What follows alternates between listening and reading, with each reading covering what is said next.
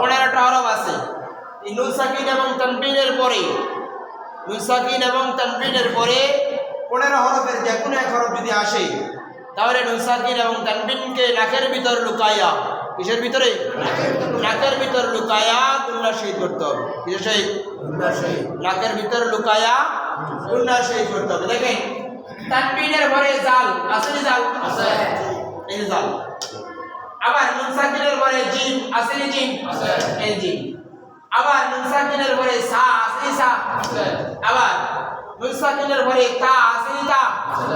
আবার দেখেন তানবিনের পরে তা আছে নি, আবার দেখেন নুন সাকিনের পরে শিন আছে নি, নুন সাকিনের পরে সিন আছে নি, আবার দেখেন নুন সাকিনের পরে সাদ আছে নি।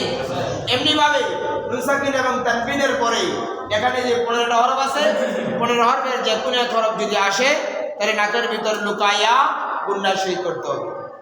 এতদিন যা পড়ছি, যেমন নুন সাকিন এবং তানবিনের পরে যদি বা থাকে, কি থাকে? বা থাকে, তাহলে আমরা বলছিলাম মিম দ্বারা পরিবর্তন করে গুন্না শহীদ করতে হবে। যদি না বুঝি তাহলে এটার উপরে ছোট্ট একটা মিম দেওয়া থাকবে, ছোট্ট একটা মিম কি দেওয়া থাকবে। গতকালকার যে হরফগুলো, গতকালকার আগের দিন যে হরফগুলো পড়ছিলাম, ইয়া মিম ওয়াও নুন, ইয়া মিম ওয়াও নুন, নুন সাকিন এবং তানবিনের পরে যদি আসে তাসদীদ দেওয়া থাকবে। কি দেওয়া থাকবে? তাসদীদ দেওয়া থাকবে, গুন্না শহীদ মিলায় করতে হবে। কিন্তু এখানে যে হরফগুলো আছে এটির মধ্যে কোনো চিহ্ন নাই, কি নাই? ওটির মধ্যে যেমন চিহ্ন আছে যে মিম দ্বারা পড়ন লাগবে বা তাসদীদ দ্বারা, তাসদীদ দেওয়া থাকবে, গুন্না শহীদ মিলায় করতে হবে। কিন্তু এখানে যে হরফগুলো আছে এই হরফগুলোতে কি নাই? কোনো চিহ্ন নাই, আপনাকে দেখা চিনতে হবে। যেমন তানবিনের পরে জাল, এখানে কি হবে? গুন্না হবে। এই গুন্নাটা কেমন হবে? গুন্নাটা এমন হবে যেমন বাংলাতে আমরা অনেস্কার উচ্চারণ করি। কি উচ্চারণ? অনেস্কার উচ্চারণ করি না? যেমন রং, কি উচ্চারণ করি? রং। ইংরেজি করি না? অনেস্কার উচ্চারণ করতে যেই যেরকম উচ্চারণ করে, ঠিক তদরূপ ভাবে এই নুন সাকিন এবং তানবিনের পরে 15 হরফের যে কোনো এক হরফ আসলে বাংলাতে অনুষ্কারের মতো উচ্চারণ হবে। কিসের মতো? বাংলাতে অনুষ্কারের মতো। দেখেন তানবিনের পরে জাল আসছে, এখানে অনুষ্কারের মতো গুণ হবে। না রং রাতা, না রং রাতা, না রং রাতা, মিন জু, মিন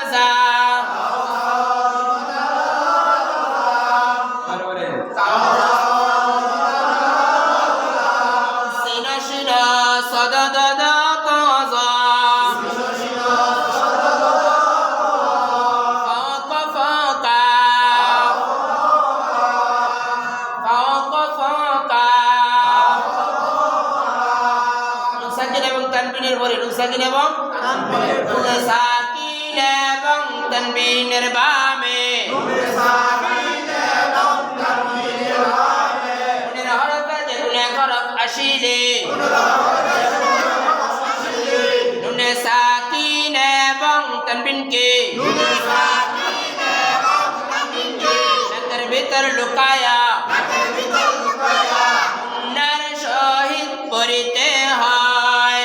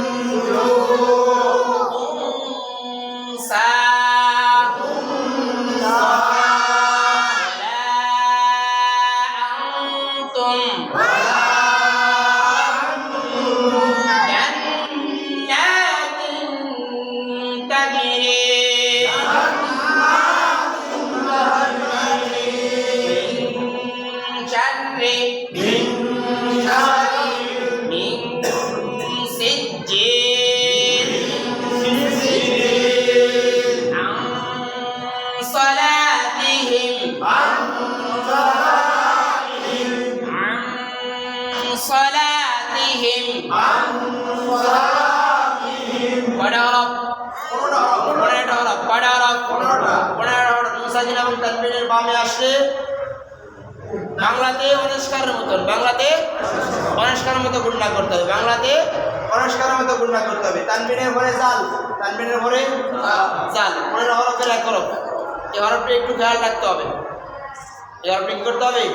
খেয়াল রাখতে হবে তানবিনের পরে জাল এই তানবিনকে অনুষ্কারের মতো উচ্চারণ করতে হবে কিসের মতো অনুষ্কারের মতো নুন সাকিনের পরে জিম এই নুন সাকিনকে অনুষ্কারের মতো উচ্চারণ করতে হবে আবার নুন সাকিনের পরে সা এই নুন সাকিনকে অনুষ্কারের মতো উচ্চারণ করতে হবে নুন সাকিনের পরে তা নুন সাকিনকে অনুষ্কারের মতো উচ্চারণ করতে হবে তানবিনের পরে তা এই তানবিনকে অনুষ্কারের মতো উচ্চারণ করতে হবে নুন সাকিনের পরে শিন এই নুন সাকিনকে কিসের মতো উচ্চারণ করতে হবে অনুষ্কারের মতো নুন সাকিনের পরে সিন নুন সাকিনকে অনুষ্কারের মতো উচ্চারণ করতে হবে নুন সাকিনের পরে সাদ নুন সাকিনকে কিসের মতো উচ্চারণ করতে হবে অনুষ্কারের মতো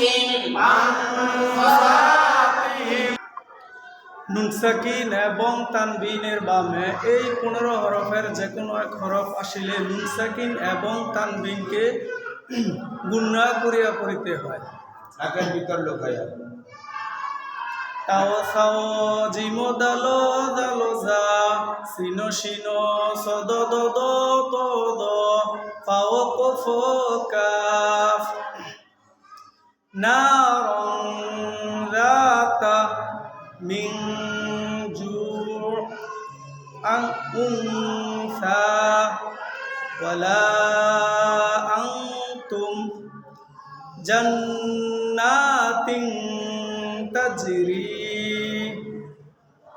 মিন শাররি মিন সিজিল আন সলাতিহিম